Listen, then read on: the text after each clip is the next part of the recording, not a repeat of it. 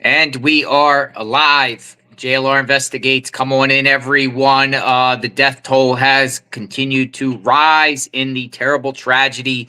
Over 200 people now dead and hundreds still missing in the state of North Carolina and Eastern Tennessee. Come on in, folks. Continuous coverage of the aftermath of Hurricane Helene, the devastation in North Carolina, Tennessee, South Carolina, Georgia, and Florida.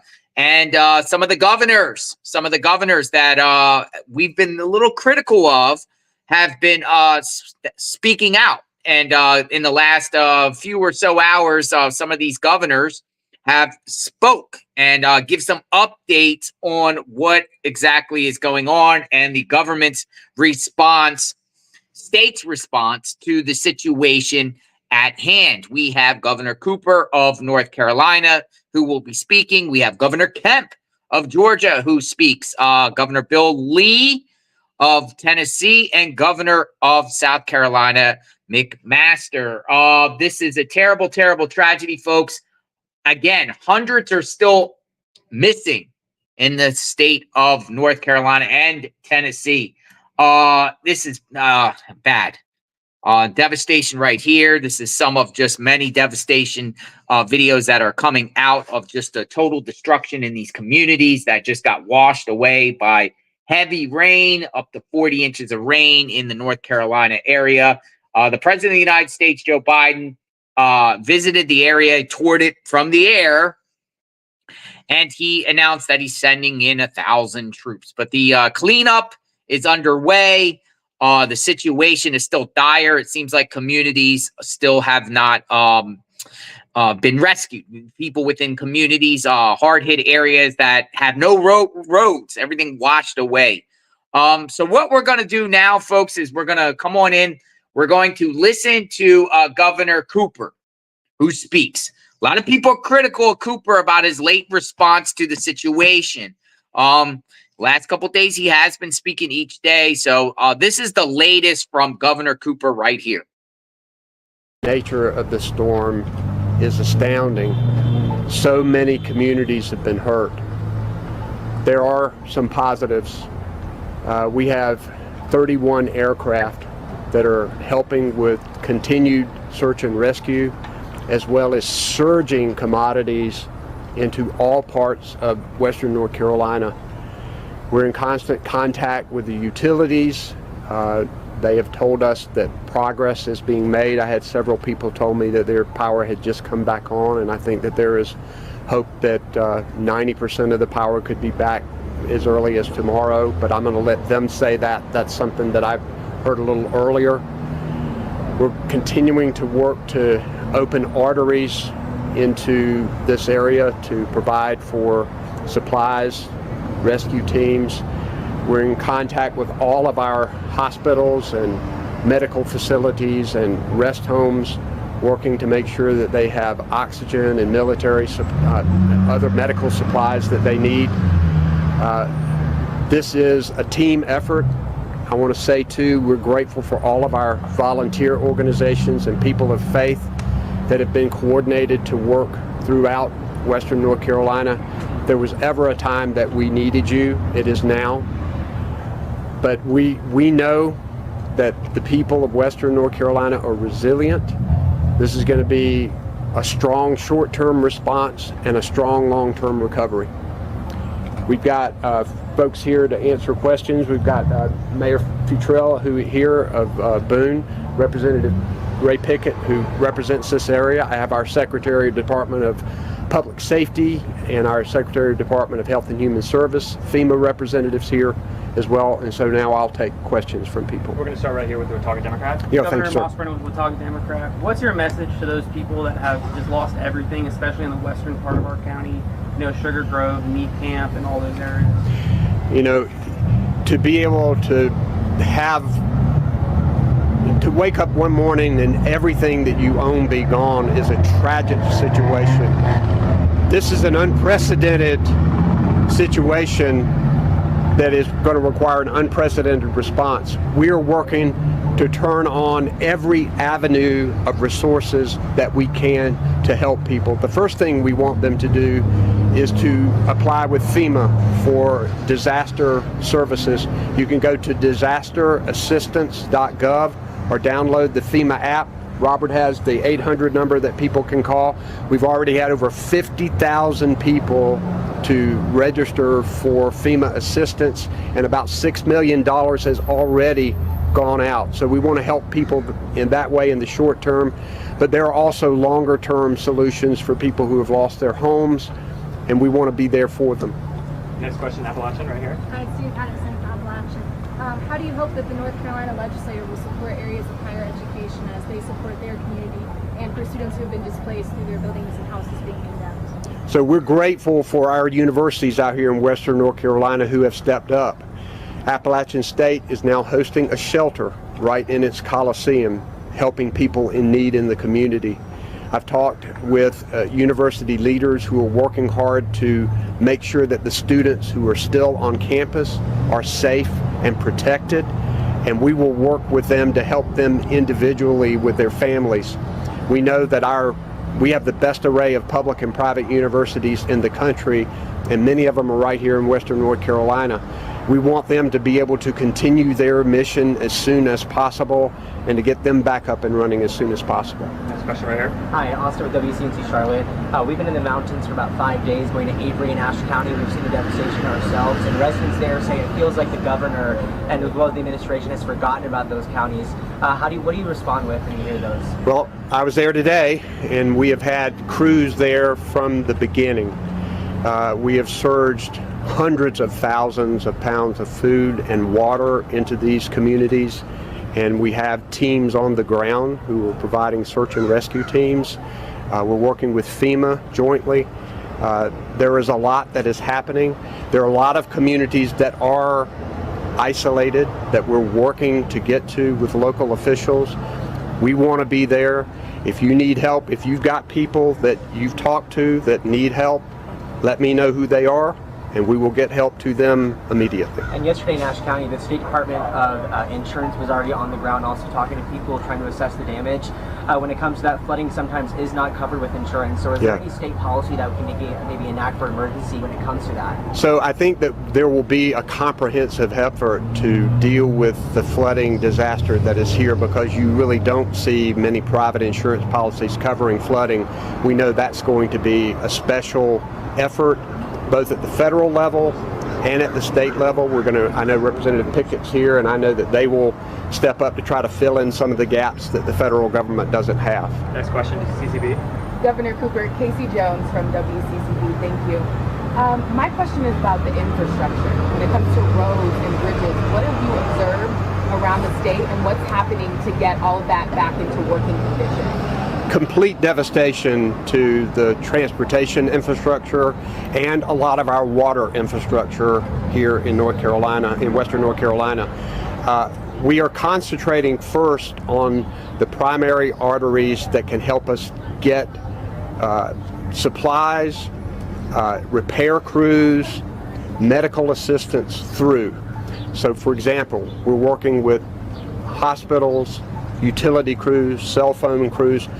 Where are you having trouble getting to? And our Department of Transportation is going and trying to help to clear away or to make temporary repairs and to find routes into communities that are very difficult to get to.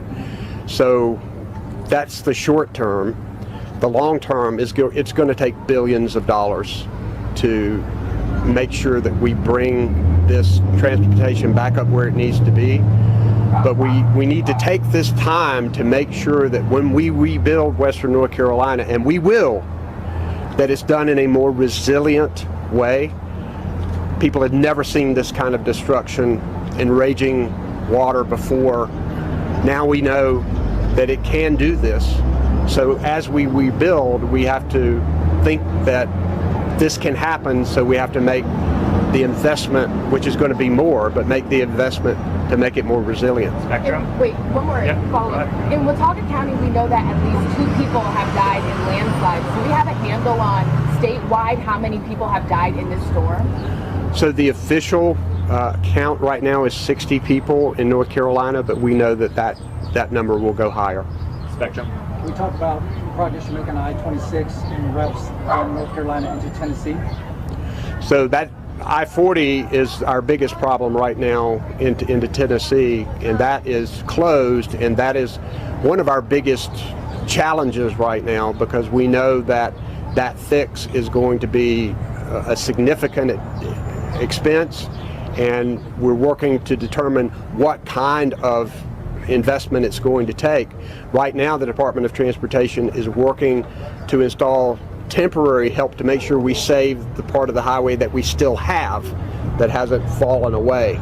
So that's going to be significant. I think Highway 26 is open all the way through, or you tell me. Yes, sir. This is the chair of our State Board of Transportation, Mike Fox. Good afternoon, and thank you, Governor. Yes, I-26 is open in North Carolina. Unfortunately, it's still closed in Tennessee, so you can only go so far. But we are working hard to get every major road open so we can get to the secondary roads and help people, as the governor said. WXLV. I spoke to the Attorney General earlier this week in Winston-Salem, who said that it's too early to tell as far as relief efforts. That was Monday. Would you say that anything has changed as far as long-term goals of rebuilding the state? So relief efforts are occurring right now in all areas of western North Carolina. We know that this is going to have to be a sustained long-term assistance, because we think a lot of these water systems, it's going to take a while for them to come back up. I think in certain areas of the state it's going to take a while to get the power back up. And so we know people are going to need assistance for a long time. So we are here for the long haul. I talked to the president yesterday. FEMA is going to be here as long as we need them. Our state resources, our National Guard is here. We've got over 1,000 troops that have been activated. We've got 32 aircraft going in and out, bringing supplies every day to people who need it. So how long it will take, the long-term recovery will take a significant period of time, but we need to make sure that we respond and recover and then begin the process of rebuilding. Thanks, y'all. That's the time we got today. Do you have another question? Do you have one? Just for FEMA. Yeah. I mean, I bet we all want to hear, obviously FEMA is now boots on the ground, trying to get to every county. That being said, what are the next steps? It's early on. The storm just happened, but what is the first thing that we need to see boots on the ground when it comes to FEMA in response? Yeah, so we've been on the ground as well since day one, supporting the state, and we've got people actually in just about every county as it stands now, supporting the state side by side. We've got over 500 people working right now in the state of North Carolina. The only thing I was going to add, the governor had mentioned the 800 number for people to register. That's 1-800-621-FEMA, 1-800-621-FEMA, disasterassistance.gov, or download the FEMA app. One more question for you from FEMA. This year has been a lot when it comes to natural disasters. How did this hurricane impact your response that was already exhausted? Well, I would say that we were postured as soon as we saw, even before Helene became a named storm. I'm actually the regional administrator for the Southeast. We staged a lot of resources, generators, urban search and rescue teams, truckloads and truckloads of commodities, water, so that we were postured well for the entire Southeast. So I really feel like we were postured for this storm, and the state of North Carolina, we were right there with them from the very beginning. All right, thanks. We got to run. Robert Samaan, S-A-M-A-A-N. Thank you. Yeah. Thank you, guys. Yeah, of course. All right, folks. JLR investigates. That was Governor Cooper and his team. Make me a little bit bigger here, Magnolia, if you can. So, yeah, I-40 looks like you can't get on to Tennessee on I-40. It looks like there's reports that interstate's going to be closed for another year. They claim that I-26 is open up to the Tennessee border, and then it's closed. So from Tennessee. So Tennessee's dealing with the issue with I-26. Those are the major roads that get from North Carolina to Tennessee. You heard the governor's response. Death toll, we said, was 60 in that range, whatever, North Carolina, but he expects it to rise to get higher. Some people are estimating this could be body bags, maybe even 1,000. We just don't know how many people are still missing. And I don't think they even know. They claim they're going to these communities. They claim that they're working with FEMA. I think he said 50,000 people registered, 50,000 people registered. And he said some people got approved. It's just how many got approved, because we're seeing a lot of clips and videos of people being denied FEMA. So it says it's going to cost billions to get that 40 fixed, Interstate 40. Who knows how many other billions it's going to take to fix these communities, if they even get fixed at all. And that is a question to some of these devastated community. Chimney Rock, just for an example, is just leveled. What do they do? Do they rebuild the areas, or they just graze it? That remains to be seen. That's the aftermath. A lot of unanswered questions. Just I want to give you an update of there are maps. The weather people are claiming that in Florida, the weather maps are now the charts, the GFS saying that in the Euro saying that there could be a Cat 1 hurricane hitting Florida by mid next week, maybe Wednesday area. And that name of that hurricane, if it forms, would be Melton. So Florida is supposed to get some heavy rain. So we're definitely monitoring that situation. That's one of the reasons why I'm not going up to the Carolinas yet, is because I'm monitoring the situation in Florida, because I think that there's a storm that's going to be formed in the Gulf and then head over right into the central Florida, Tampa Bay area, maybe a little south in Sarasota, Fort Myers, Venice area, Cape Coral area, somewhere around there, possibly a hurricane. This is bad because, those coastlines were just affected by Helene with the storm surge, another rainmaker that could get 10 to 15 inches of rain plus 3 to 5 feet storm surge. Could do devastating to the communities that already rocked. It's wild that these things go back to back, though it is hurricane season.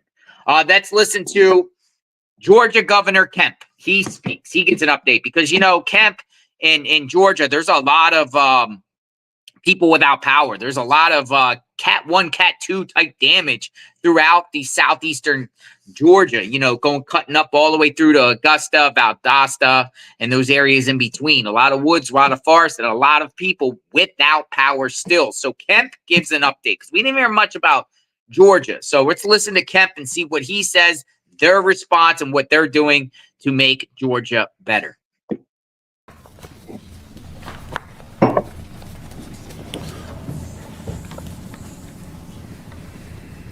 All right. Well, good morning, everybody. Thank y'all for being with us this morning. We got Director Stallings with GEMA with us, General Wilson, Georgia National Guard, Commissioner McMurray, Georgia Department of Transportation, and Lieutenant Colonel Kendrick Lowe with the Georgia State Patrol.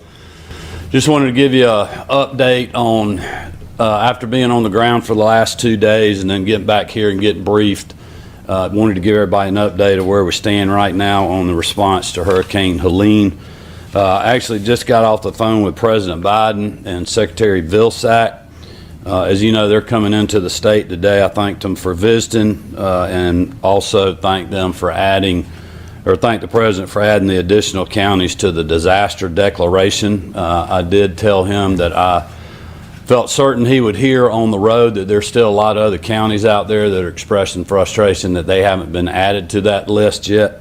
So he's aware of that situation on the ground, and Director Stallings and the team continues to work with FEMA in regards to that. Spoke directly to Secretary Vilsack about just the devastation that we've seen with crops in Georgia, with our pecan trees, with a lot of other things that's happening on the ground with our farms, poultry houses laying on the ground, and other things. So as you all know, the ag economy was not good before the storm, and it's worse now. And so I'm very appreciative of them being on the ground to take a look at that today, and I know they'll be hearing about that Also on the way in this morning, spoke to Deputy Secretary Kathleen Hicks of the U.S. Department of Defense. She was just asking if we had any needs from DOD. I told them that General Wilson and the National Guard had the resources that we needed from a state perspective right now. We didn't have a need for federal action, and as of right now, that's where we are. General Wilson will speak more to that here in just a minute. After my urging, you all know that we had the 11 counties originally. We had a bipartisan letter of Congress supporting the 90 counties, and we're at 41 now. And as I've just mentioned, we'll continue to push for more counties and work with FEMA to do that.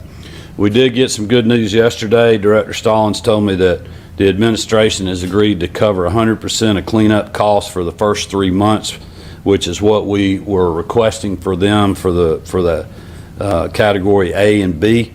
That is something they agreed to and have announced.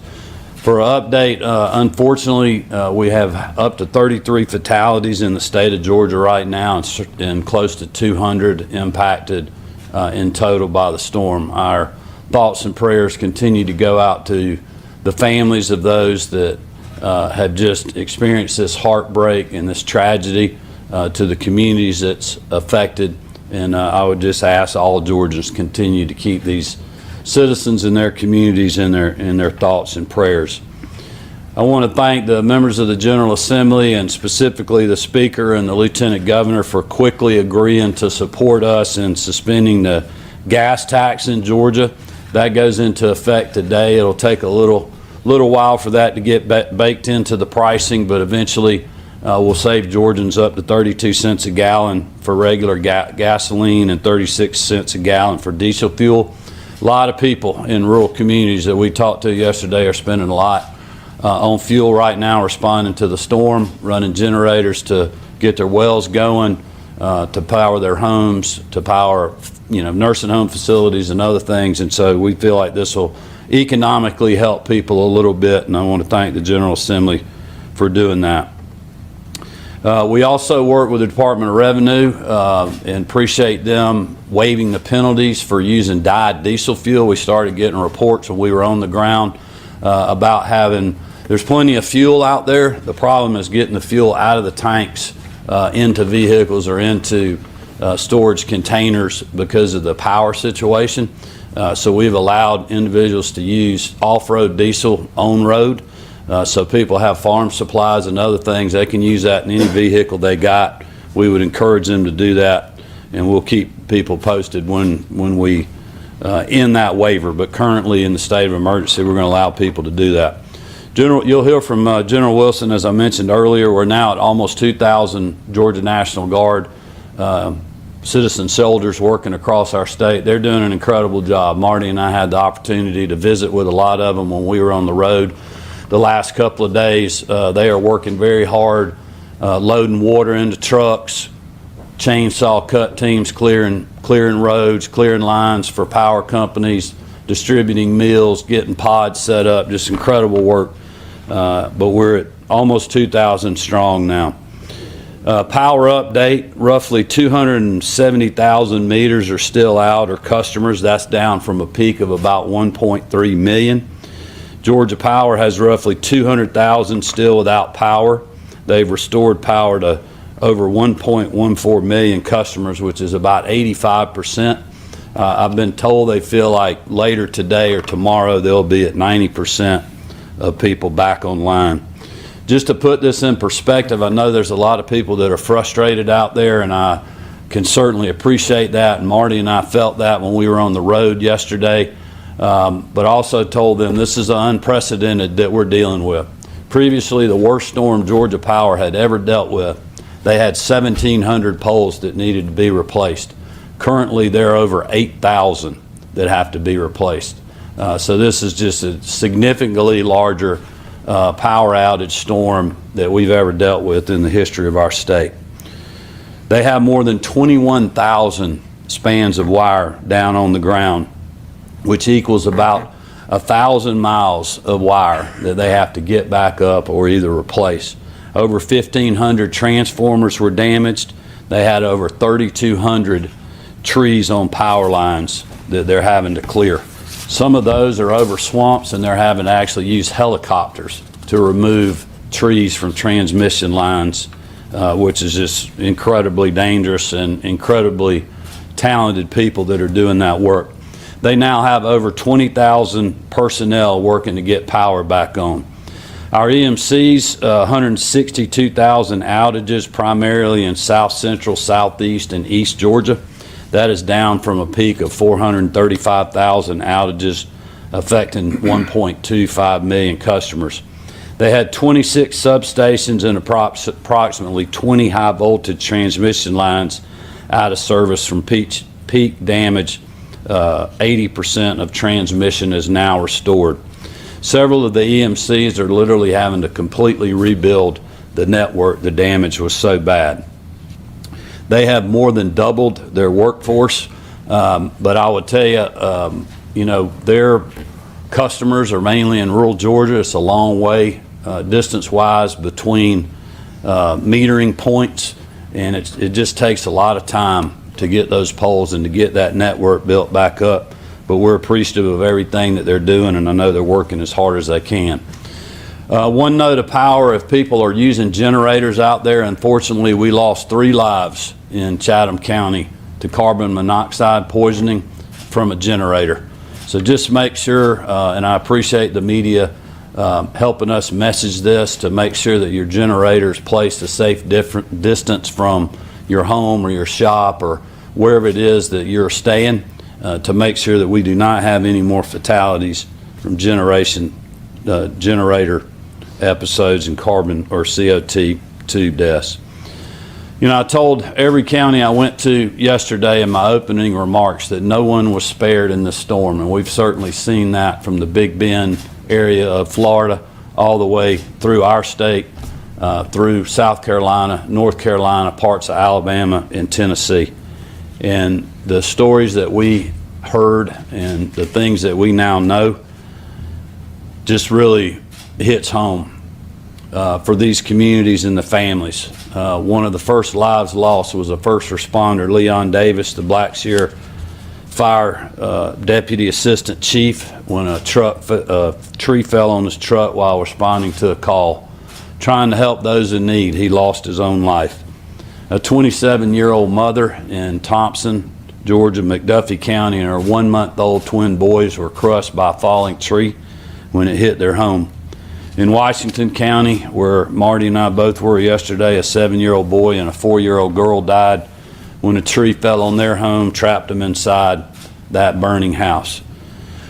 Marty and I had the opportunity to speak to both sets of first responders that had to respond to those calls. You can imagine the toll it's taken on them, on their colleagues, and on that local community.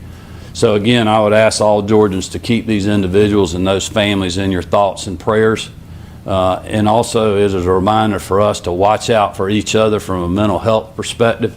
A lot of these people are working extremely long hours, putting themselves and their community ahead of their own families and their own homes that have trees laying on them. And just keep an eye on these individuals, make sure that they're getting the help that they need. And as the First Lady always reminds us, we've got the 988 hotline number and other resources available for those individuals. There was also some incredible stories of search and rescue. We heard one, I believe it was the Forestry Commission folks got to a lady that got so scared in her home during the storm, she got in her car to try to drive away from it. The road got blocked in front of her. She tried to back up. Trees started falling, blocked her in, basically trapped her in her car in the middle of her driveway. Trees completely surrounding the vehicle. She couldn't get out of the vehicle. Thankfully, none of them hit the car. But 3 days later, because the Georgia Forestry Commission and first responders were checking every home, they found her and got her out of that car and saved her life. But she'd been in there for 3 or 4 days. Those are the kind of stories that we heard when we were on the road out there. It's just amazing what our first responders were doing. There was an older lady that same type story. She was trapped in her home for several days, and we finally, or the local first responders finally got to her, literally saved her life as she was starting to run out of food or water. And then every community we went to, you just have everyday heroes that are stepping up, like the sheriff and his family in Glasscock County, the school superintendent there. They lost power to their school. Their food supply was going to go to waste. They took everything out of their freezers, got it to the sheriff, and they were literally cooking hot meals for people in their local community. We were in Johnson County and visited with a small church in Kite, Georgia, a new church, divine intervention in some ways. This little old church has been feeding 400 to 600 people a day. And 2 months ago, I don't think the church even existed. But to hear the people that are telling those stories and doing that good work reminds you of what a resilient state that we live in and just what good people we have. And it's so heartwarming to see people coming together in times like this and in a time of need. We also had a pastor in Sandersville that prayed for us in the parking lot. And probably one of the best pictures I've seen of this whole storm episode was in Valdosta on Saturday when we were doing our press conference, and First Lady Marty Kemp was standing right beside me with a big white t-shirt that had big red letters on it that said pray. And somebody had given that to her in a previous storm at the State Operations Center over at GEMA, and that really said it all about really how this response started. And we'll continue to pray for everybody that's working so hard out there. We also had the opportunity at the end of the day on Tuesday night when we ate dinner at a little Mexican restaurant in Dublin. We saw a bunch of first responders. There weren't any of them that were anywhere close to living in our state. They were from New Jersey, Indiana, and other parts of the country that were down here helping us. Just great individuals just doing what they do, and we certainly thank them for that. The next morning we were at the Georgia Power Base Camp. We got there right at 6:30 a.m. There's 500 and something trucks there, over 1,000 people. Most of them had already eaten breakfast before we got there and were starting to crank their trucks up. And then later that night, we're driving back and we're seeing people out there working 8 o'clock at night, the same people that started at 7 o'clock that morning. So they are doing everything in their power to get power back on, and we just shook a lot of hands and thanked them for what they were doing. So we've certainly seen resilience on full display in our state, and you'll hear from others here shortly. But I did, in closing, just want to give a quick biolab update. EPD is in the State Operations Center with Director Sollins and the rest of the team. They continue to monitor and receive updates from local, state, and federal partners responding to the incident. The Department of Public Health is in coordination with GEMA and the Environmental Protection Agency, and we'll continue to monitor air quality levels as weather patterns change throughout the Atlanta metro area. As haze shifts toward the city, I know Mayor Dickens has urged residents to stay cautious, take precautions, and limit their outdoor activity till noon today. I would just encourage people to stay paying attention to their local media outlets and to any notices that GEMA, Public Health, or the EPA, or local elected officials like Mayor Dickens and the folks in Rockdale County continue to put out. Residents in Rockdale County and the surrounding areas should continue to listen for any updates from the EPA and local guidance. With that, I'm going to let's hear from the rest of the team, and then we'll be glad to take some questions when we get finished. Thank you. General Wilson. Yes, sir. Thanks. Hey, well, good morning. As the governor said, the Georgia National Guard has almost 2,000 soldiers, airmen, and volunteers from our state defense force assisting over 30 counties across the state today. Some of the missions that we've supported and that we're going to continue to support so far are providing debris clearance teams in an effort to assist the power companies just getting back into some of the affected areas so that they can get the power back onto our communities. We're transporting critical supplies, and we're doing this daily. Critical supplies across the state: water, generators, food. We're doing it by ground and air. I mean, today we're going to be using C-130s to pick up food and water from other states and bring in to Georgia. And then once we get the commodities out into the affected area, into the affected counties, we're using our soldiers and airmen to then further distribute, further push those supplies out to those that need it most. We place liaison teams in all of our counties, and we're doing that at the emergency management centers, and we're doing that just so that we can help coordinate the response efforts, help get things that are much needed a whole lot faster into the affected area. We're also keeping, like the governor said, we're keeping our eye on our neighboring states as well, just in the event that there's additional capacity or capability that's required. And then I'm working closely with Director Stallings, and we're making continual assessments to determine just how to best support those in need and alleviate any additional suffering as we move forward. Lastly, I too want to thank the entire team. I mean, our communities, our citizens in the communities are certainly very resilient, as the governor stated. Our private partners, volunteers, I mean, obviously our local, our state, and our government, and our federal government all working together.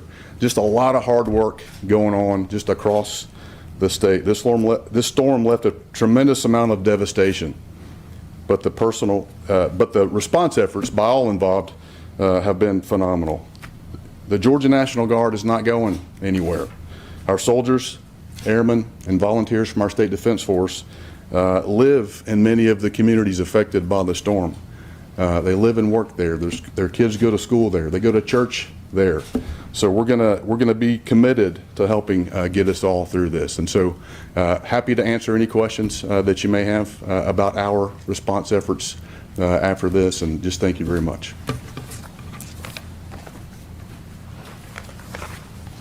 Good morning.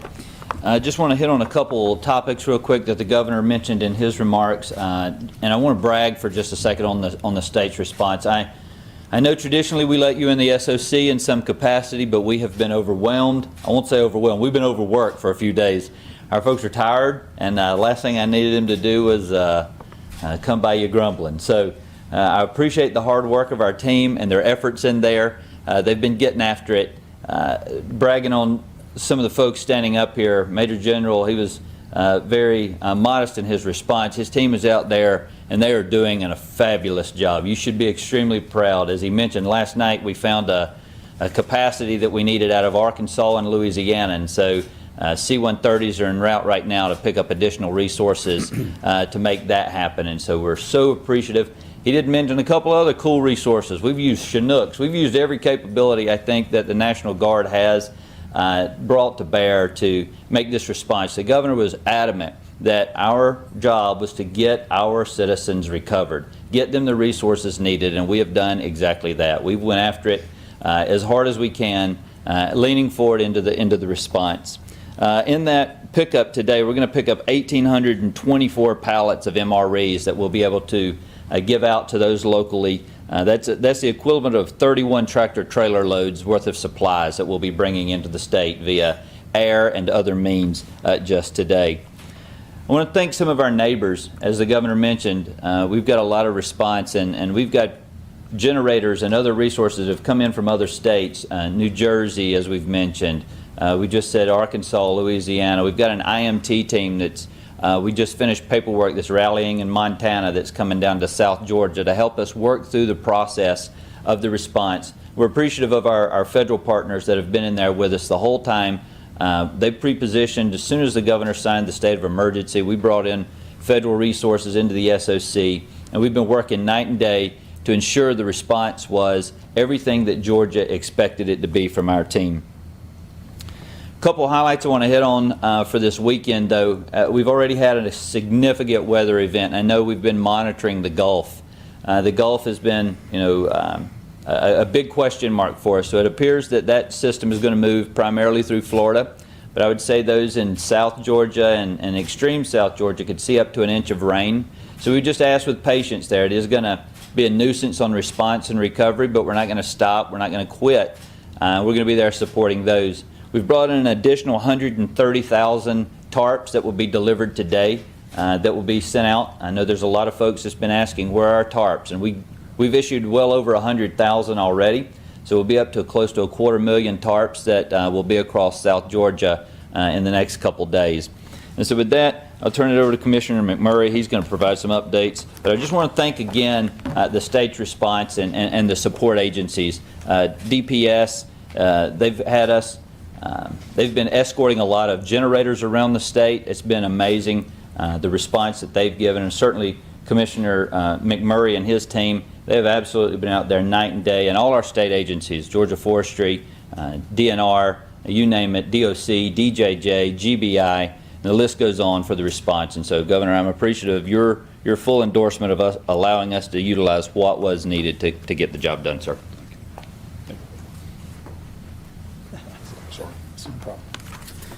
Thank you, Director Stallings. Georgia DOT's role in this horrific event has been one of clearing roadways. Our priority routes are our interstates first, the state routes, those critical routes that get to hospitals, energy production, schools, the like. At the worst of this, we had over 300 state routes blocked, impassable. That included 3 interstates at the time. We have made great progress on the state routes and the interstates, and now just down to a handful of locations that have power lines that the power crews are still working on. But this storm was so big, as the governor talked about. We've had right at 2,000 employees at one time working in all 159 counties. And of course, since then, we've triaged to work in the counties most affected, from Valdosta all the way to Augusta. This storm impacted 32,000 miles of roads just in the 41 declared counties. Now, again, 90 counties, you can pretty much double that. So you're talking about over 60,000 miles of roadways that are impacted, as you heard the governor, with power line crews, with over 1,000 miles of power lines that have to be rebuilt. But just think about trying to traverse over 60,000 miles of road just to see what the conditions are. I'm very proud of the women and men of the Georgia Department of Transportation for them providing the ability to get emergency vehicles through and power companies through. Our goals are first, to make it passable. That means that you can just get around. And today, we're down to only a handful of routes, literally about 5 to 7, that are just remain passable due to power lines. Everything else is our second priority. We try to get the roads fully open, but trees may be right up to the edge of pavement. Sometimes they may be encroaching in the edge of pavement. So we need everybody to still be aware that the roads are not fully open, even though all lanes appear to be open. And regrettably, we're still having trees fall. And with the power line work, sometimes they have to take trees out and then block a road again. So we need to ask everybody to still remain vigilant and remain as a defensive driver, because you never know what's going to be right around the corner. And then thirdly, our priority is, once we get cut to white line, is coming to push back the debris to make sure that if there's an errant vehicle or somebody needs to pull over, or if you got to pass a convoy of National Guard or other resource agencies, there's places to safely maneuver over. So we're beginning that. But our first priorities are always those high routes. But now, again, this is a statewide event. We are working with all the counties in the affected area.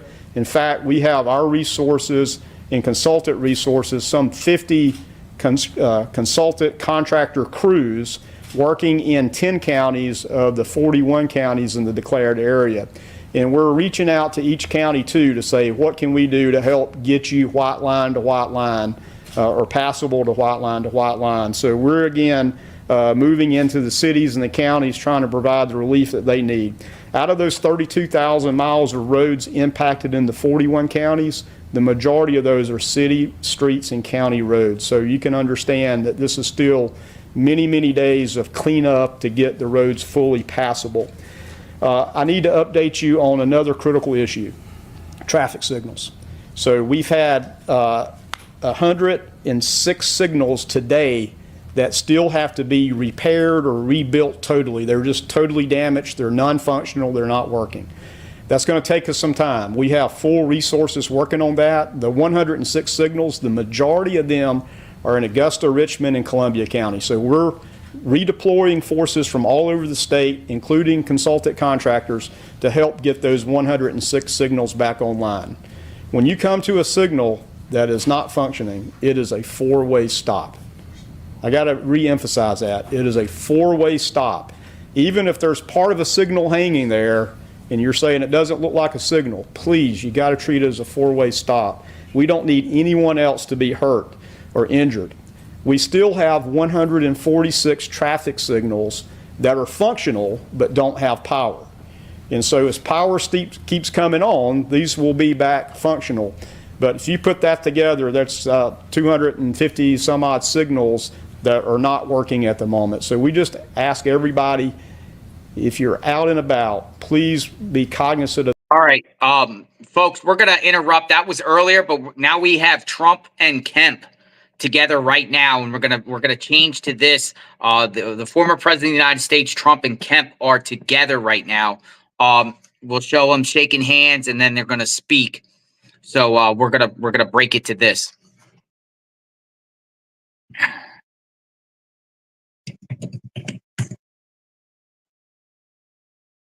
All right, coming up now.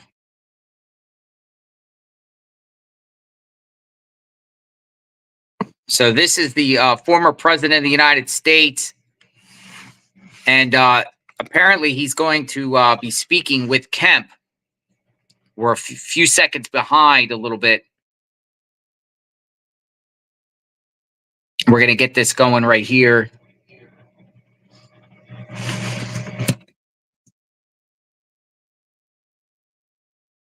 This just happened just minutes ago. So apparently they're gonna talk, but this is former President Donald Trump with Kemp, which is very surprising considering their relationship with one another.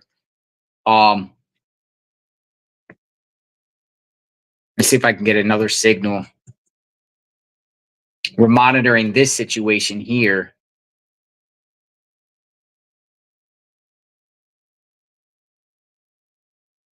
Give me 1 second.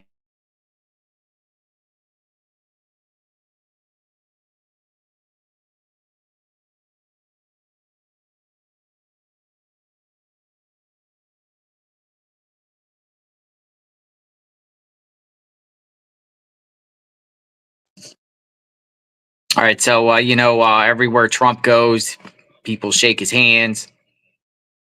He shakes hands. Large crowds. Looks like he's taking pictures with people.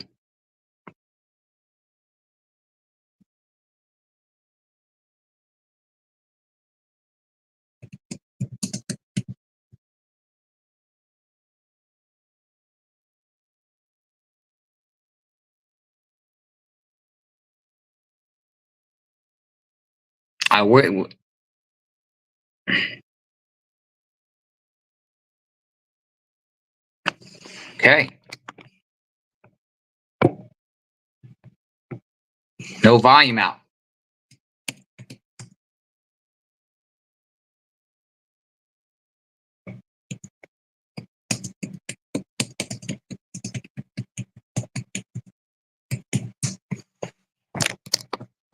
Where's the volume? We're getting the volume up here.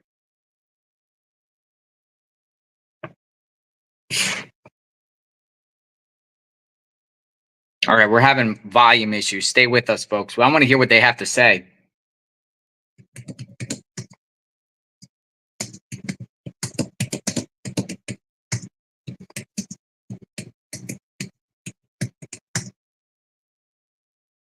We're getting this up, folks. Stay with us. We're gonna see what's going on here with what Kemp and Trump have to say. Magnolia, if you want to switch to the Fox 5, probably Fox 5 would probably be better. We're getting it up now, folks. Stay with us. They were talking about them meeting, and then I saw that it was happening.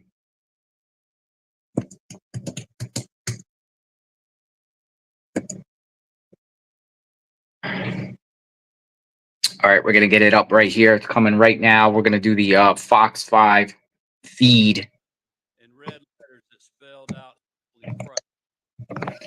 we need right now. And I ask that all of you join our family in continuing to pray for those devastated by Hurricane Helene.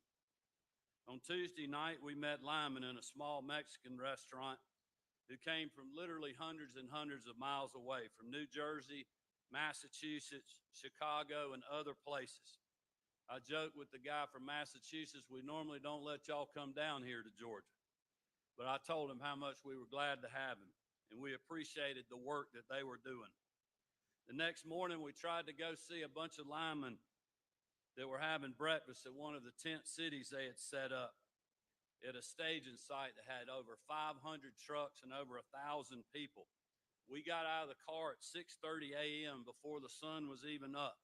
And most of these hard-working people had already eaten breakfast and were walking out to go crank their truck to start working to get people's power back up whom they'd never met. Those same linemen were going to keep working well into the night. That is the kind of response that we have seen after this crisis from Georgians and from people far beyond in this state. Resilience and hope have been on full display everywhere we've gone, including right here in Columbia County. We're grateful for those incredible people all over this state, but we're also mindful that every moment of every day since this storm passed, of the loss of life and the devastation that it brought. We knew it was going to be bad, which is why we prepared early, just like they did here in Columbia County.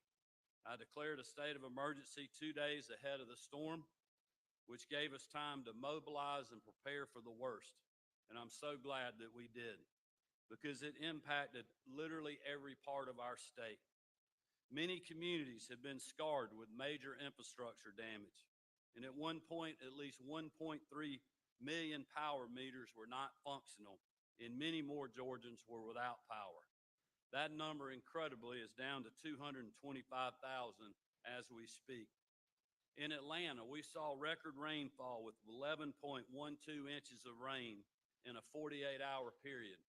The previous state record goes back to 1886, when we had 9.6 inches.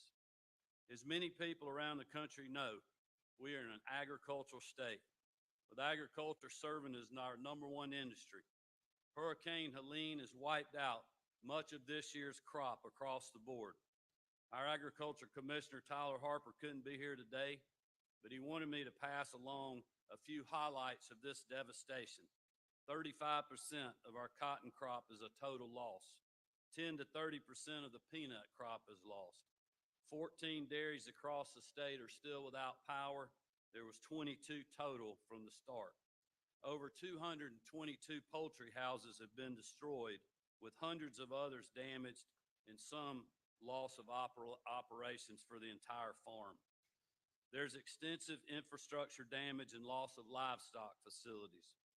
And as I told the president earlier, approximately 4 million acres of timberland has been impacted, and 48,000 acres of pecans have been damaged or destroyed as a result of this storm. I want everyone in this state to know that we are with you during these difficult times, and we aren't going anywhere. We are putting every possible state resource we have at response and recovery, and I've taken several executive authority steps to try to bring relief as quickly as we can. That includes activating and deploying roughly 2,000 Georgia Guardsmen, our citizen soldiers who are doing incredible work in the field. It includes suspending the gas tax for as long as we're under a state of emergency and waiving the penalty on the use of dyed diesel fuel in street vehicles. I want to thank the members of the General Assembly. I know we got some of them here with us today for supporting all of these measures. They are crucial partners in our overall response to this tragic event and have been tireless advocates for the Georgians they represent. And we'll continue to urge FEMA to add more impacted counties to the federal declaration list.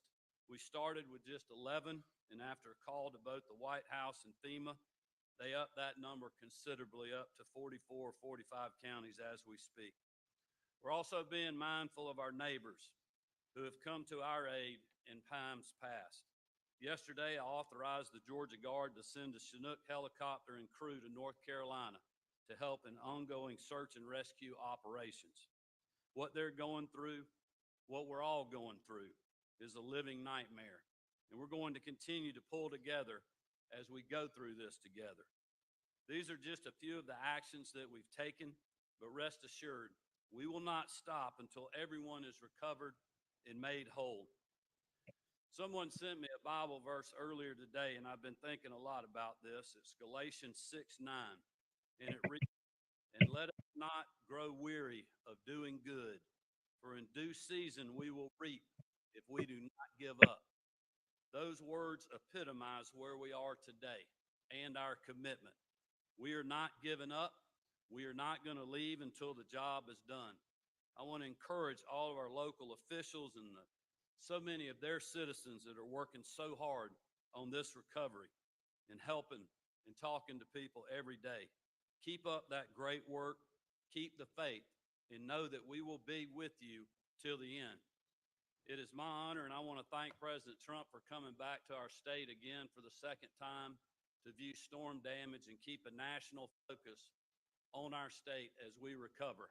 I hope you'll welcome the 45th President of the United States, Donald Trump. Mr. President.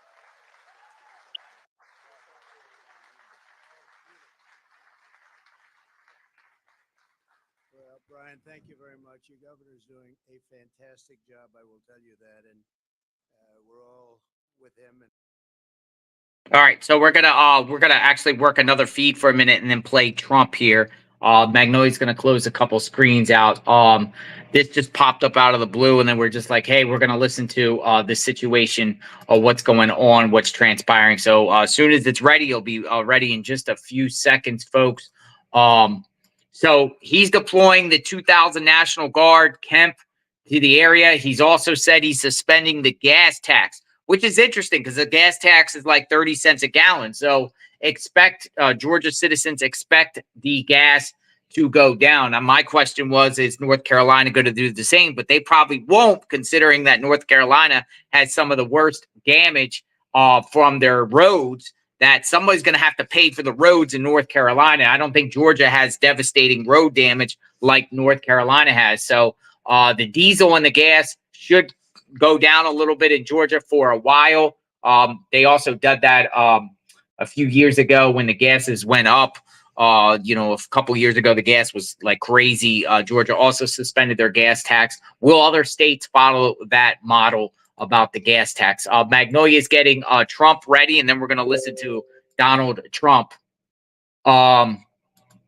She said Forbes removed the video. Oh, they did? They removed the video? Try this one, Magnolia. Try the this one here. The Fox one, and see if we can listen here. I want to hear what the former president has to say, Donald Trump. So we're little technical difficulties, folks. Stay with us here because I want to hear. That was Governor Kemp. He's with Trump. I didn't think they liked each other. That was interesting. We do follow politics. We're not a political channel, but we do follow what's going on. But we want to hear what our elected officials say and the people that are running these states, what they have to say in the response to the situation at hand. So we heard from Cooper, Kemp. Pretty soon we're going to hear from Bill Lee. We're going to listen to Trump first, so she's getting that now, and then we'll listen. Let me see. She's saying we can't hear it at all. All right, so we'll figure out Trump later. Let's go to Bill Lee. Let's go to Bill Lee, Magnolia. Go to Bill Lee. We'll do Bill Lee instead, and we'll listen to the governor of Tennessee, what he has to say about the situation. We're at this water distribution center in Cobb County, which is the hub of water distribution while they have water services suspended in this county. Any of the residents, it's impressive what's happening here. Not just the professionalism of the response, the EMA team, the fire department, the sheriff's department, the local officials, county mayor. Their response has been very impressive. But the gaps that government has, the people fill in. Donations, 3 trailer truck loads of water a day coming in and out of this facility for the people in this county. And they have satellite hubs as well. So I spent the morning at the EOC with the professionals, and now we're out here with those that are volunteering to make sure that people in this county and all across the region are getting what they need. The main priority out here in Newport seems to be the water situation. We're going on almost a week now without water. How can the state step in to help? I think part of the reason, or part of the help that we bring is distribution, and the National Guard across the region has been providing water for shower facilities, for bathroom facilities. Most importantly, what we can do is work alongside the utilities to develop the fix that they need for their counties. And TEMA is coordinating in their local EOC is a TEMA officials sitting side by side with the locals to say, how can we be supportive? This county, for example, they are in the process of making those repairs. I was next door in Greene County just earlier today. They believe their water will be up within the next day or two. And then it takes a couple of days to purify that water so that people can drink it, but there are very hopeful signs, very good progress in the right direction, and that's happening here in this county. I've been talking to a lot of businesses in the downtown Newport area specifically, and they're a little frustrated with how long it took to get some of that disaster declaration signed, about 5 days. Can you describe what that process is like and maybe help clarify that a little bit? Yeah, so there were two declarations that we requested. The first one was an emergency declaration that was done on the first day, and that turned around. Then we made a disaster declaration pursuit, and the federal government took a couple of days to get that back to us. But I will say this, I've done a lot of disasters in my day as governor, and the turnaround was actually really quick for both of these declarations. We expedited it quicker out of our offices, and the government turned them around quicker. So, and to be clear, the disaster declarations allow for funding for reimbursements. They don't speed up the response process.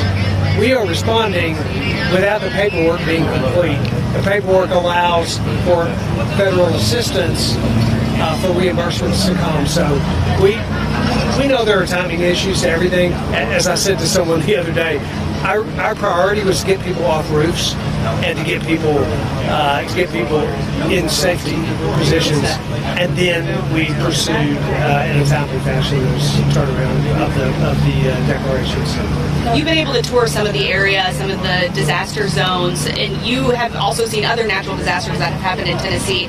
How does this compare, and what are you hearing from the people that live in these areas? Yeah, I've now been to six of the affected counties. Well, I haven't seen anything like it. It's certainly different than any that I've seen before. We've had flooding, we've had tornadoes, but we haven't had flooding like this. The extent, the flash nature of it, the rate of water rise, we saw that on a very limited scale in Waverly.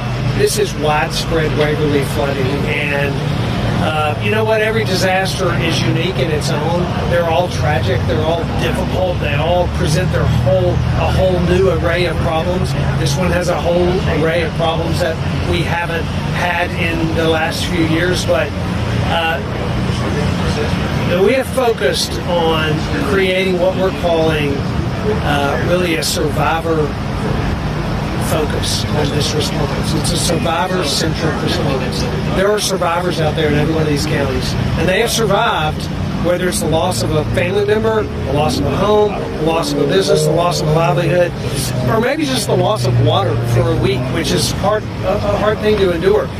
They're surviving, and they're surviving in this county, and our focus from state government, partnering with federals down to the locals, is to remember that survivor-centric approach to this response is what will keep us moving forward.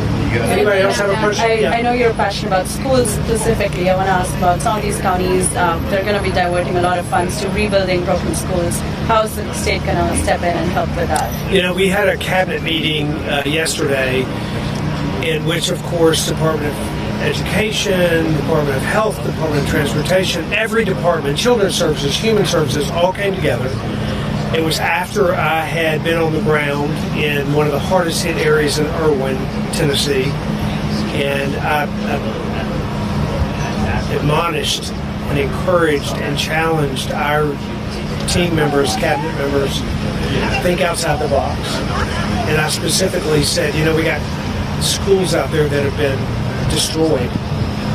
We've got kids that are out of school all across the region.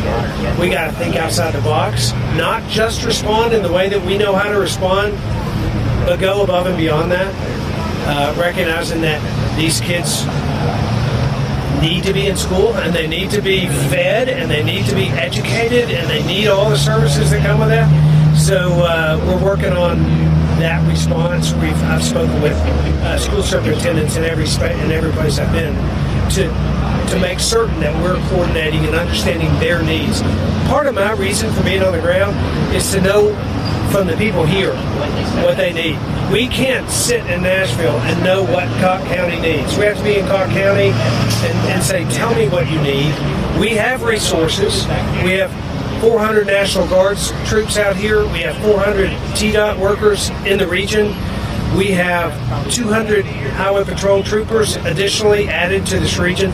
We've got resources here. We just need to make sure that these folks are coordinating with us, so we want to know what they need. And one more question. Yep. This event was unprecedented to an unthinkable extent, but how is this going to inform your emergency preparedness plans in the future? It's a really great question, and one of the things that we are doing every day is... All right. He froze. That future EMA directors and TEMA directors and governors and departments, so that future leaders can understand even better how to serve the people of this city.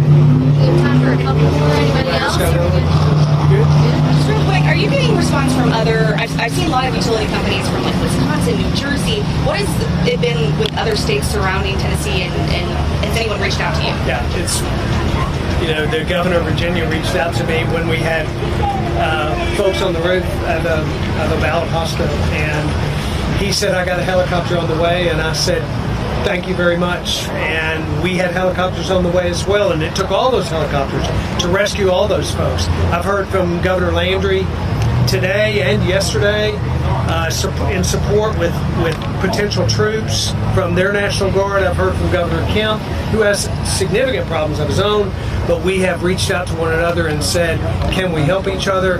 Governor DeSantis' team reached out to us and has actually provided equipment to our state that they found useful. We've had a lot of support and a lot of encouragement.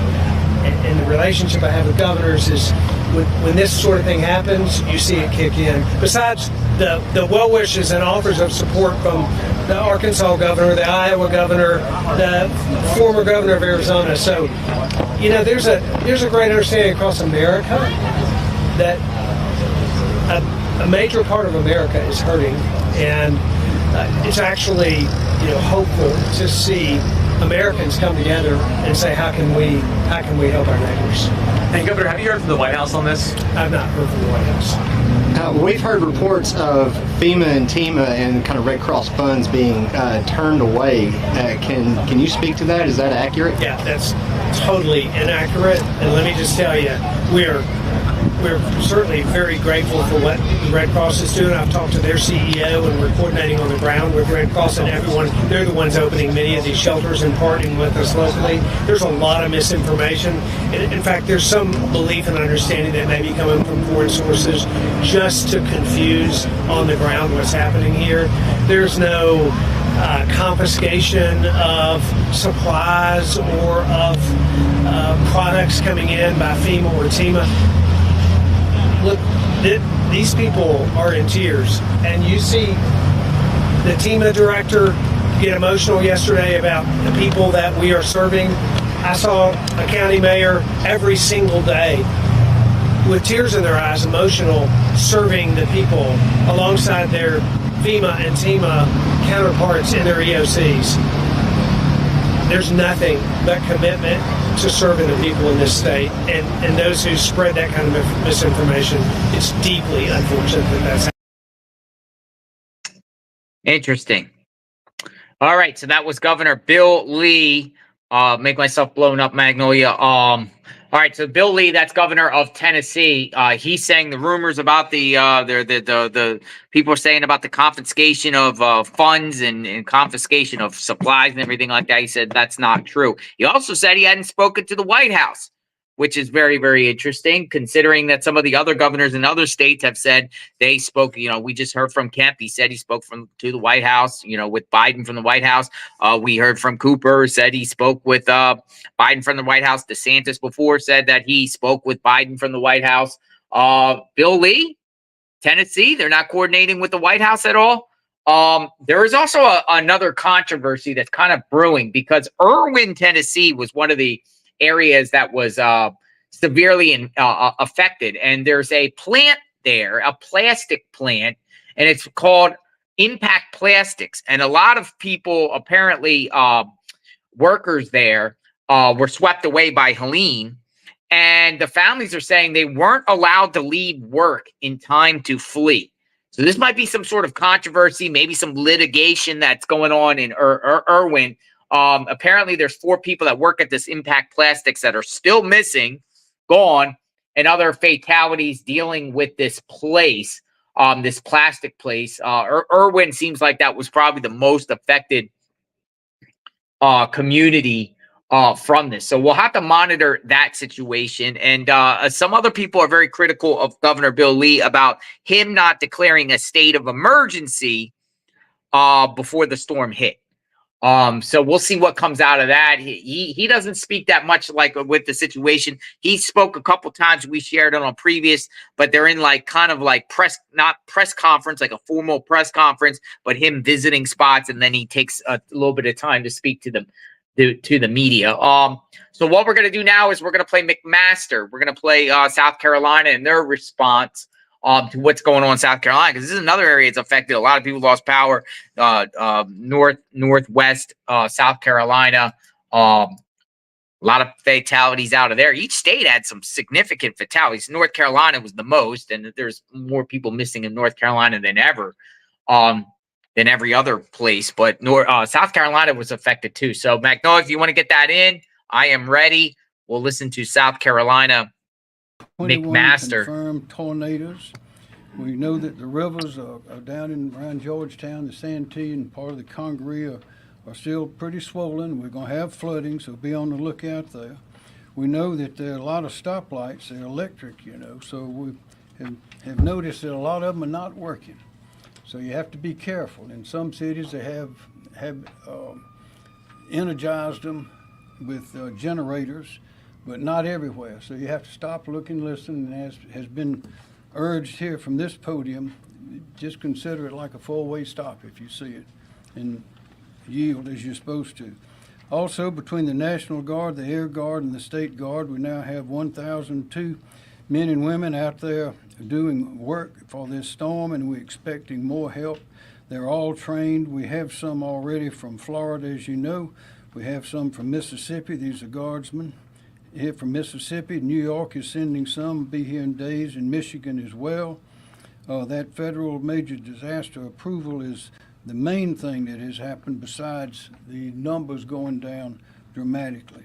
So we're making great progress. We have a long way to go, and it's going to take a while to get all the debris off the sides of the road. We don't even have it all out of the roads yet.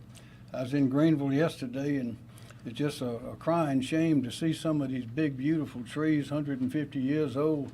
They're this big around. You see the stumps there. And we saw one that was on a house. A man, wife, had 4 children. Nobody hurt. The tree fell right on top of them and smashed the house, but somehow they made it out just fine, and the neighbors were all running around out in the yards there, and they were working together to clean that place up. And it's really an interesting thing to see how not only do the professionals that do this for a living are working so hard to get back to normal, but so are the citizens all over the state.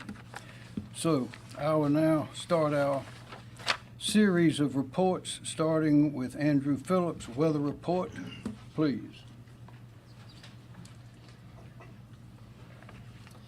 Thank you, Governor. Andrew Phillips, South Carolina Emergency Management Division Chief of Preparedness. SCEMD continues to monitor and coordinate with the SCDNR flood mitigation program and NWS hydrologists regarding the ongoing river flooding. Rivers in the far eastern part of the state are still rising as water works its way downstream. The Santee River in Georgetown and Berkeley County areas went into major flood stage early this afternoon and is expected to crest on Saturday and will stay relatively high into next week. Some homes in Georgetown County will likely be impacted and there will be limited access to certain areas, but I still want to emphasize that impacts from this river flooding will mainly be limited to flood-prone areas along the river. Impacts are not currently expected outside of these areas. Local officials have been conducting public messaging and issued alerts to communities along the river, and we continue to coordinate with those county emergency managers. We urge everyone who lives along the rivers in eastern South Carolina, especially along the Santee River, to listen to messaging from their local officials. Thank you. Question, when you Yes, say sir. flood-prone areas, that means areas that typically flood? Yes, sir. Ones that are along the immediate river, and the local emergency managers are very well aware of those. Okay, thank you. Thank you, sir. Andrew Bateman, Office of Regulatory Staff. Thank you, Governor.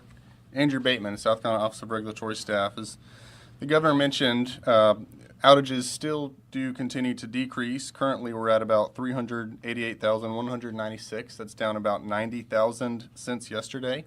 The ORS does continue to work with utilities, state agencies, and others in an effort to help bring down outages statewide. I would, though, encourage patience, as some of these systems are actually a total rebuild, not just necessarily a repair. The top three counties for outages are Greenville County at 106,952, Spartanburg County at 83,712, and Aiken County at 43,975. Thank you, Mr. Governor. Thanks, sir. Dr. Kim Stinson. Thank you, sir. Kim Stinson with State EMD. State Emergency Operations Center still remains at operating condition 1, which is our highest level of readiness. Our top priorities right now are maintaining communications, clearing roadways, power restoration, shelter operations, food and water distribution, and damage assessment.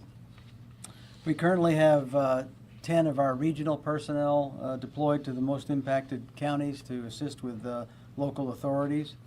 And we continue to closely coordinate with the county emergency management officials on a nearly constant basis. Right now we've got 19 county emergency operations centers that are currently activated, with 27 counties that are at steady state operations. Operational focus includes power restoration, road clearing operations, sheltering, food and water distribution, and damage assessment. And in the damage assessment area, in the affected areas, we have some updated information. On the residential side, we've got 23 counties that are reporting over 3,500 damaged homes, of which 196 are considered destroyed, and over 1,100 are considered with major damage. In the public assistance area, and that's the infrastructure damage, emergency protective measures, and debris, and there's a considerable amount of debris is being reported by 38 counties for a total of $16 million. County governments are closed in 4 counties today, which is trending down. In the logistics area, we have actioned over 800 requests, of which 300 have been completed with 500 in progress. The most requests are for water, shelf-stable meals, fuel, and pod support, and that's the point of distribution where the food and the water is distributed. And to that point, there's 16 points of distribution in business today in South Carolina to issue that food and water. So far, we have issued almost 500,000 meals, 769,000 liters of water, and over 3,000 tarps. And under the Emergency Management Assistance Compact, and you'll hear about this from some of the other agencies, we have or will have received resources from several states, including Delaware, Florida, Louisiana, Mississippi, and New York, and that's ranging from search and rescue teams to engineer assets. And On the federal assistance side, we're continuing a major push to rapidly add counties to the federal declaration for individual assistance. Edgefield, Lawrence, and Union were added last night, and we are coordinating with FEMA to conduct those surveys in several other counties, including Abbeville and Richland, which are being done today, and McCormick and Allendale on Friday. Last point, and the Governor already mentioned this, is that FEMA normally funds 75% of the cost for a disaster like this. And that includes debris and emergency measure, protective measure costs. However, because of the extraordinary circumstances of this disaster, we'll be requesting today 100% federal funding for those items, debris and emergency protective measures, and that'll be for a 180-day period. However, FEMA may choose to approve a shorter period of time.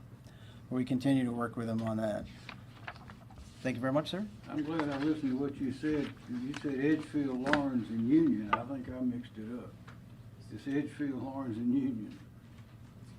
That's what I got written down here, sir. Okay. That's important. Yeah, thank you. Okay. Brigadier General Robin Stillwell, National Guard. Thank you, Governor. Good afternoon, ladies and gentlemen. As the Governor previously stated, the South Carolina National Guard currently has over 1,000 service members responding to Helene, and we are continuing to build.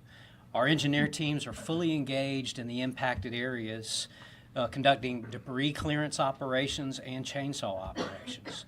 We also have augmented our forces with additional forces from the Florida National Guard who are currently on the ground. Additionally, engineer elements from National Guards from Mississippi, from New York, from Michigan are also coming to the fight to assist us in responding to the storm. I want to take a minute to thank those states for assisting us in the response. Florida, Mississippi, New York, and Michigan, we appreciate them being here by our side in our time of need. We also have general purpose troops arrayed through the impacted areas. They're conducting missions for the distribution of aid. They're doing limited traffic control. They're also just generally assisting those county emergency management teams who are weary from having been on duty for a week responding to this event. We also have aviation assets, including helicopter rescue teams, assisting residents in both South Carolina and North Carolina.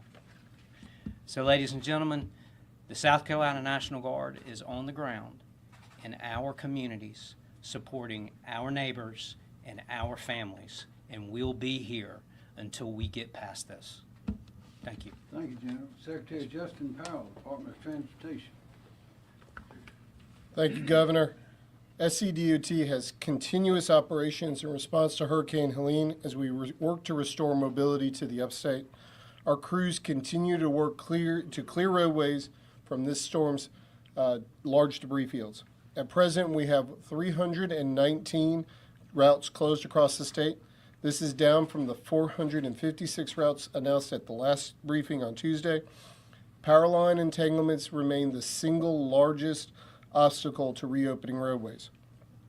To combat that, we've been working very closely with our utility partners to expedite our shared mission in getting South Carolina back to normal. At the utilities' request, we have embedded 11 DOT crews with line crews to help remove tree debris as they work to repair lines. As the cut and toss and utility restoration operations wrap up, we will begin removing debris on the roadway with our crews and have already done so in several less affected counties. We've also activated debris contractors to work on removing debris in the 16 most affected counties of the storm. Begin late next week, you'll start seeing operations move out with a focus on our interstates and our primary routes, and then moving on to our secondary routes in the coming weeks. We know this has been an incredibly challenging and difficult time for many in this state. We are in this together, and we won't stop until the job is done in getting South Carolina back moving again. Thank you, Governor. Thank you, Secretary Powell. Brett Howard, FEMA. Yes, sir. Hey, good afternoon. I'm Brett Howard, Federal Coordinating Officer.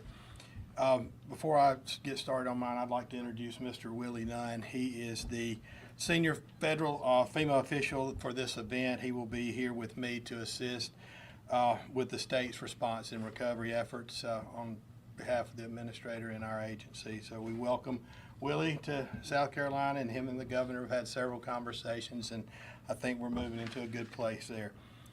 We continue working side by side with this incredible team. You've heard me say it. You've heard me brag on the governor's staff and the ones that are standing behind me and the local EMs. It is an incredible opportunity to partner with such a great and support such a great staff and a great team here.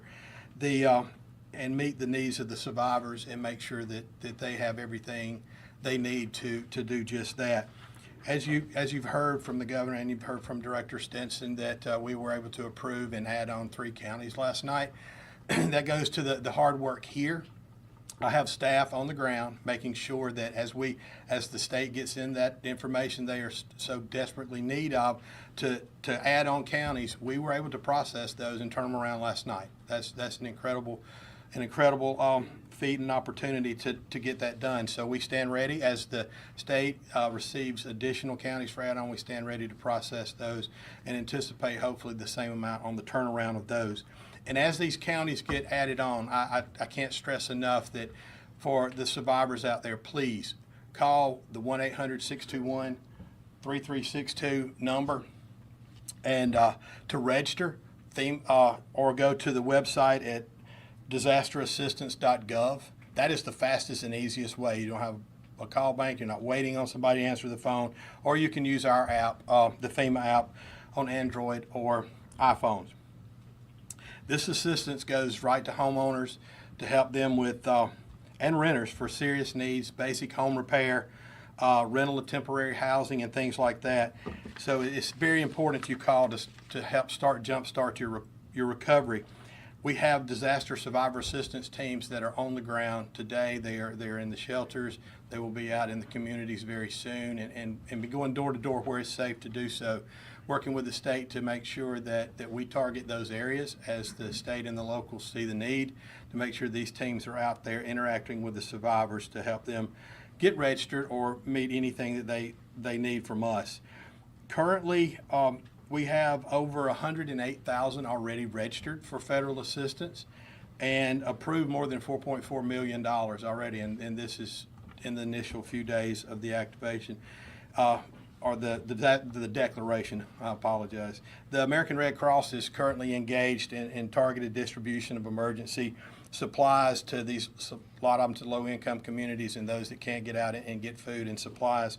We stand ready to continue to support the mass feeding needs for South Carolina and anything else as the governor stated. The president, the administrator has promised him all assistance possible, and that's what we're here to do, Governor, and I appreciate the opportunity to be here to serve you and your citizens. Thank you.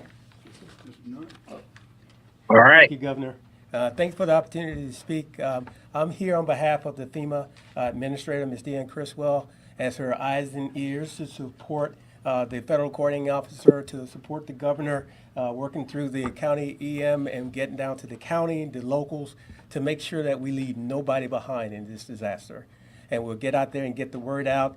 My final thing would be that 1-800-621-3362, 1-800-621-FEMA, to call to register for individual assistance. And that's where it starts. And then we'll get people out on the ground as soon as possible to do that in-person help as well. So thank you. Thanks. All right, folks. So I'm gonna we're gonna cut off. We're gonna actually play Trump, who was with Kemp, but that's South Carolina's response, folks.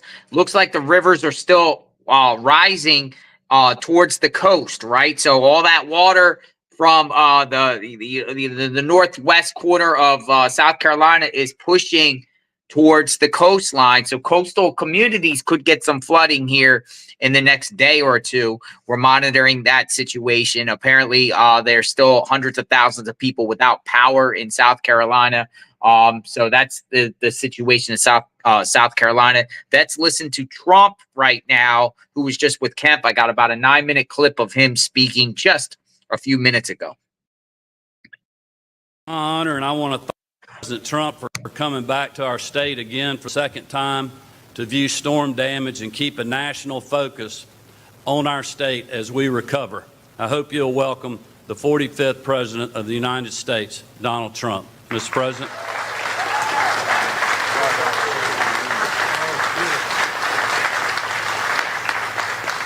Well, Brian, thank you very much. Your governor's doing a fantastic job, I will tell you that. And we're all with him and with everybody. We've just met a group of really wonderful patriots that are working very hard. They've done it before, but they told me they've never seen one like this, Brian. This is the worst they've seen. And some of them are looking back 25 years. That's a lot. But I want to thank the governor and everybody for having put out to the extent that they've had to. And it's really incredible. Some of the people that we met just now, Congressman Rick Allen, terrific person, Speaker of the Georgia House, John Burns, who's here, former Congressman Doug Collins. Where's Doug Collins? Is he around here? Doug Collins. What a nice guy he is. Oh, Doug, I haven't seen you in so long. You haven't changed. You look good. You look better, actually, if you want to. State Senator Max Burns, who's here, and District Attorney Barbie Christine. And we want to thank you, but we want to thank the people that are working so hard. And we're here in Evans, Georgia, to express our support, our love, and our prayers, and all of the communities, the suffering. It's not even believable when you look and you see the kind of suffering that's going on right now. But one of the biggest, I guess, question marks is the fact that there's so many people missing. I've never seen anything where so many, the numbers are so large of those that are missing, Governor, right? So that's something that hopefully they'll be found, and they'll be found very healthy, but it never looks great. It never looks great. Our hearts break for the more than 200 American families who have lost their lives already. Officially 200, and that number, unfortunately, is going to be going up. It's one of the deadliest storms in American history. More than 24 Georgians have died, including a 27-year-old mother and her two precious babies who lived not very far from McDuffie County. And father, a lot of people knew these people. They're great. As father and grandfather, I know that such sudden and tragic loss must be almost unbearable. Don't know how you can even take it. Loved ones all over your county, all over your state, and all over a lot of other states. You have Florida. Think of it. You have Virginia. You have South Carolina, you have Alabama, North Carolina. Maybe hit the worst. North Carolina is so bad. I want to thank Elon Musk, by the way, for his quick action with Starlink. He supplied a lot of equipment to the governor, to Georgia, and to North Carolina in particular, and he acted very, very quickly. They needed communication. There was no communication. The poles are down. The wires are down. And he acted really, really quickly. In fact, I called him, and I was getting thank you notices already from North Carolina and Georgia, and I wasn't off the phone with him, so I don't know what the hell I guess he's got some kind of a little special deal going. He works pretty fast, I'll tell you, but he's been great.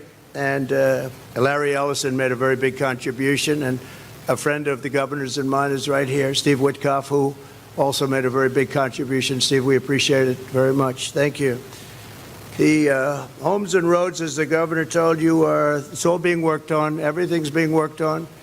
And the good thing is when I just met a group, and now I met two groups, and now I'm meeting a third. And I will tell you that I have no doubt that whatever can be done is going to be done. It's going to take time. It's going to take a lot of effort, and it's a very heartbreaking situation.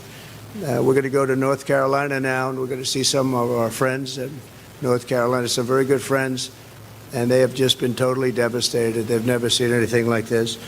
But I want to thank everybody for being here, and we have a big election coming up, and if I'm involved, I told the governor, if I'm involved, they're going to get the best treatment. They're going to get treatment like we did in the past. We had a big, the farmers got hit very hard, and I guess they got hit just as hard, or maybe, is this worse, or is this of equal? Probably worse. That was a bad one. But we worked 2 or 3 times together on big storms, but I don't think we've seen anything like this. But we got it taken care of in record time. And we will be very open and very committed to this state because it's a great state and you have great leadership, and the governor, again, is doing a fantastic job. So thank everybody very much for being here. I appreciate it, and we may see you later, we may not, but we will be back, and whenever the governor needs us, we will be here. And thank you over there. That's a nice group of people. Thank you very much. Appreciate it. Thank you. Thank you, everybody.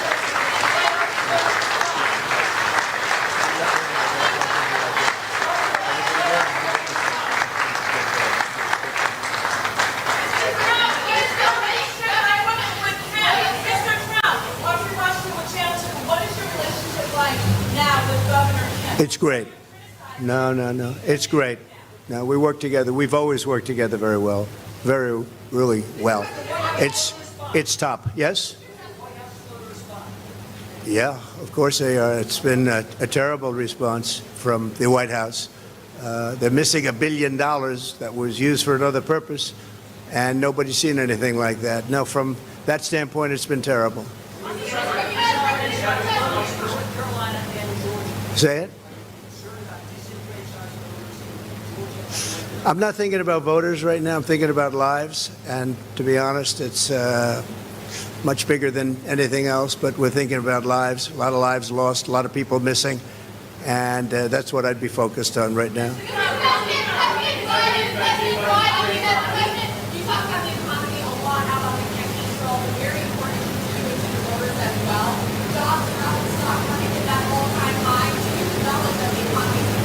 No, it's not. It's inflation has devastated our economy. It's one of the big problems we have. And on jobs, we have the illegals have taken more jobs than anybody else. You have illegals coming in and they're taking the jobs. And when you look at the numbers from that standpoint, it's a shame. We have to get the jobs to the people that have lived here for a long time and that are great citizens of our country. But when you look at the job numbers, they just came out, and then you look at who's getting the jobs. And it's been very unfortunate from that standpoint. You have illegal, you have the migrants, you're reading about it. Now, a lot of the money that was supposed to go to Georgia and supposed to go to North Carolina and all of the others is going and has gone already. It's been gone for people that came into the country illegally, and nobody's ever seen anything like that. That's a shame.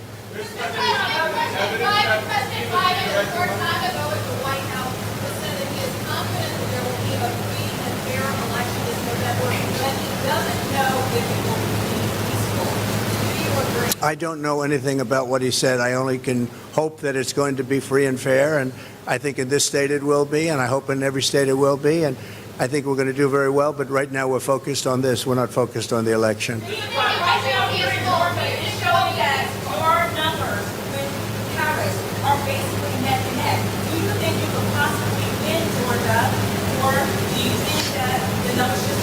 Well, I won it easily in 2016. We actually were very close last time, and right now the recent poll came up, we're up 7.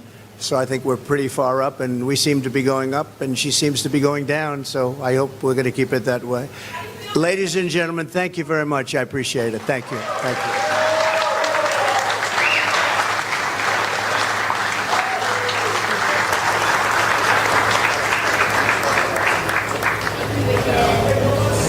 All right.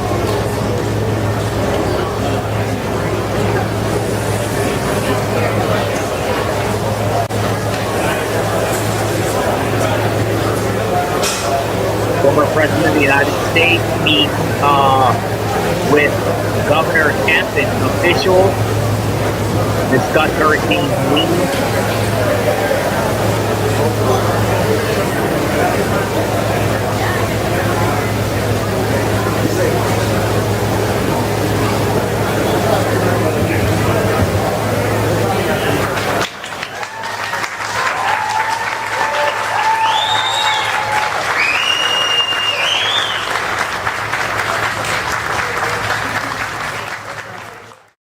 All right.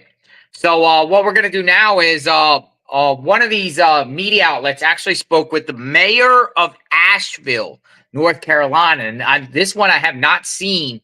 And it'll be interesting to hear what the mayor of Asheville, because Asheville seems like that's like the epicenter there, or at least a place in North Carolina where it's kind of like I would say the ground zero, but that's where a lot of people are congregating, or people that are fleeing the towns that are out, in those rural towns that eventually work their way to Asheville. Now, I looked on Expedia and Priceline. There is no hotels in Asheville.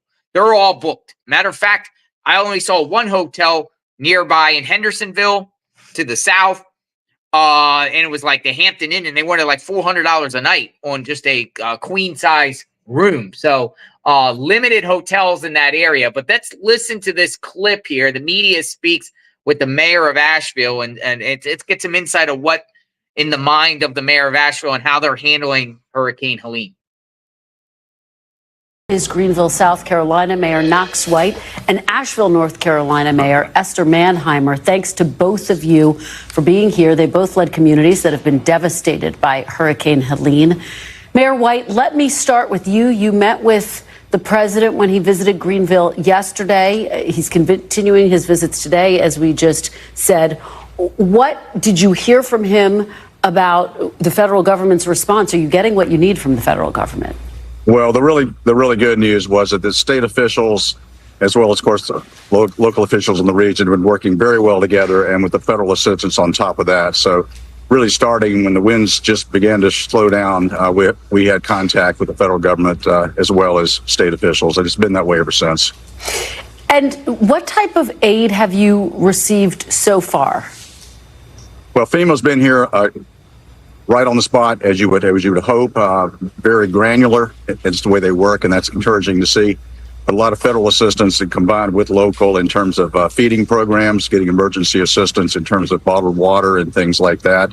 All the things you would hope to see. And we've been able to use a lot of good public facilities in the area, such as our sports and entertainment arena, which has become kind of a one-stop shop for emergency services, medical attention for people there, as well as food services for volunteers. And it's been a good coordinated effort. Everybody sees that and is very happy with that. Mayor Manheimer, let me turn to you. Your state of North Carolina has been hit the hardest in terms of the number of deaths from this disaster, and we are so sorry about that loss of life. Are you getting what you need from the federal government? Yeah, we are now seeing an incredible uptick of activity here in Asheville and Buncombe County and in our region. With all sorts of resources coming into the area. I just was meeting with part of our FEMA team that is here. We are seeing state resources. We have immediate needs for the folks that are living here, that are in a crisis situation. We don't have water to most of our community, and still many are without power. So we need basic necessities like water and food and personal items, cleaning items, those kinds of things. But we also have a military level crew size of folks that are here repairing our water system and trying to bring power back to all the homes and businesses and hospitals and buildings all throughout this area. And I'll put this next question to both of you. Mayor Manheimer, you can start. How long do you anticipate the recovery efforts will take? Well, the president announced yesterday that we will get 100% covered for the debris removal phase and for the cost of bringing in security personnel. We have all kinds of police departments that are helping us here, military, and so on and so forth, for the first 6 months. So if that gives you any idea how long just the phase of cleaning up and trying to begin the recovery and rebuilding piece of this. Wow. Mayor White, is that about the time frame that you're looking at as well, 6 months to just start that process of recovery and getting things back to at least where they were? You know, we're in far better condition than Western North Carolina, and people here, we're very close geographically to Western North Carolina. We have friends and relatives there as well. Our hearts are really breaking for what we're seeing up there. Our damage is more wind-related damage. The number one issue right now is just get the power back on for everyone. We've cleared the streets. The intersections are back operating. We didn't lose vast, highways and roads and things like that. Ours is more trees on houses and the tragedy that you see in neighborhoods in our city. But the situation in Western North Carolina is just heartbreaking. And I want the mayor to know that today we had big activity at the regional airport here as people showed up and volunteers, helicopters, private planes, all heading up to Western North Carolina with supplies. And people came out by the hundreds here in Greenville, even though they have their own issues in their own neighborhood. Their eyes are very much on Western North Carolina as well. And Mayor Manheimer, you've mentioned in recent interviews with NBC that the most pressing need after life-saving efforts, as you just said, is clean water. What do you think, are you getting what you need as it relates to getting clean water? And what can you tell residents in the area who are watching right now about that? Yes, we are getting what we need, but I don't want anyone to think that this problem is solved. We are going to have a water outage that lasts weeks, not days. So we need to continue to receive those resources. And Mayor White, thank you and your community so much for your help that you're bringing here to Asheville. We are seeing help from around the country. I've never seen anything like this before. You can see trucks and vehicles and personnel from all over the nation coming in here to help us, because we're going to need a sustained assistance system here for us. Just getting water, food, and those things that people need to live their daily lives to some people is a challenge. Having to airlift into some areas that are still cut off because there's no road or there's no bridge. So that's still a situation we're under here. We are not out of crisis mode by any stretch of the imagination. And this, again, for both of you, and Mayor Manheimer, I'll start with you. The fact that there could be more severe weather events throughout the course of hurricane season, are you prepared, and are you coordinating with the state and federal government for more aid? Well, I'm going to be honest. Another major weather event is not something that is not something we can handle right now. So I don't know what else to say but to pray for that not to happen to us. We need more time to be able to recover and build back up our resilience to be able to withstand anything at this point. The only saving grace is that we have so many folks here helping our community that might get us through something like that. Mayor White, Secretary Mayorkas said he was concerned that FEMA actually doesn't have enough resources. They are asking Congress for more money. How are you preparing and bracing for the possibility that hurricane season is just getting underway? Don't even say that. It would be a double tragedy. And again, our basic infrastructure is in good shape here, thank goodness. Power needs to come back on. We need to work more in the neighborhoods to clear. We've already cleared most of the streets, but we have to help people in their houses and their neighborhoods, the trees and that kind of thing. But our infrastructure is in pretty good shape. But no, this region couldn't take any more water. Certainly Western North Carolina could not. And the message to both of you, to lawmakers here in Washington, as you continue your cleanup efforts there, particularly you, Mayor Manheimer, what is the message in terms of making sure there is more aid for, and I don't mean in the near future, future events whenever they may happen?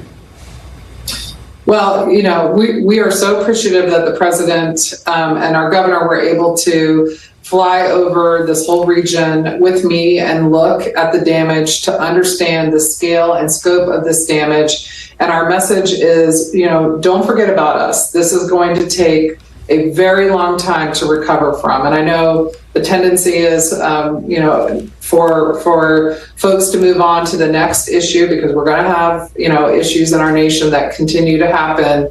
But we need to make sure that we have the support we need for as long as it takes to recover. And that's exactly what the president said to me yesterday.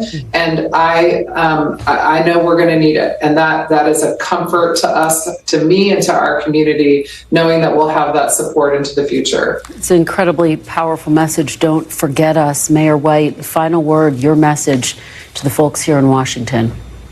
Well, if there's any silver lining, I think in all of our areas, people have really risen to the occasion in a time in which people talk about deep divisions. I was in a neighborhood today in Greenville, trees on top of houses. The roads were barely passable. I know the lights were certainly not on. And I certainly was struck by one particular street where one side of the street had a Trump sign, the other side of the street had a Harris sign. I had to stop for a moment and and look at that, I thought, okay, everybody's out there working together at least now. Everyone has to come together in moments like this. I hope you know our thoughts are with both of your communities, everyone impacted by Hurricane Helene. We really appreciate your joining us, and we will not forget about you. So thank you very much for taking your time, Mayor White and Mayor Mannheimer. Thank you so much. Thank you. And to help support the victims of Hurricane Helene as they begin the long journey that you just heard about to recovery, you can donate to the organizations on screen right now. And you can also find this information at NBC News. Wow. Okay. So we heard from the mayor of Asheville. It looks like it's going to be a long recovery process. While this was going on, I was looking at the Flight Radar 24. In that area of Western North Carolina, South Carolina, I have counted at least 15 helicopters currently in the sky. 15 helicopters all around the Asheville area, up by it looks like Sugar Mountain, and it looks down by Hendersonville, all in that area.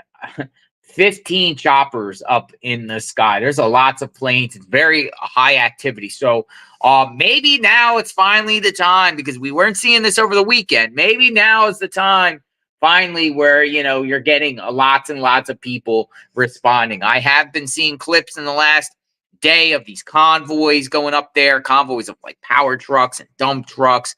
Not a lot of FEMA, though FEMA is supposed to be in the area. So, you know, better late than ever. Still seems like communities are, people are trapped from some of these higher up mountain peaks and roads that got washed out. But what I wanted to do there, folks, was play the government's response to, you know, these current situation and what some of the governors said within the last 24 hours. We heard from the former president of the United States. So let me know what you think. Do you believe any of these individuals? Do you think, you know, what's your assessment on this whole you know, situation thus far? We will continue to cover it, but I am going to be monitoring the Gulf of Mexico, because more and more charts and forecasts are starting to come out, and it doesn't look good for the state of Florida into next week. A definite rainmaker. Will there be a hurricane or tropical system? We'll be monitoring that. If there's something going on there, you know, I'll be out there storm chasing and showing you what's going on in real time. All right, folks, JLR Investigates. Thanks for watching this particular segment. Praying for everyone, and we're not going to forget about all the victims out there, and we will continue to give you up-to-date coverage of what's transpiring. So I'll probably be on later on tonight with some new information or whatever. What's the latest of this? So this is almost like the go-to channel of what's going on in real time each day with this terrible tragedy. The government response, what the people are saying, what people on boots on the ground are saying, people's opinions mixed with facts, both, a little bit of both. So let me know what you think. JLR Investigates. Thanks for watching this segment. We will talk soon. Have a good day. Praying for all the victims out there.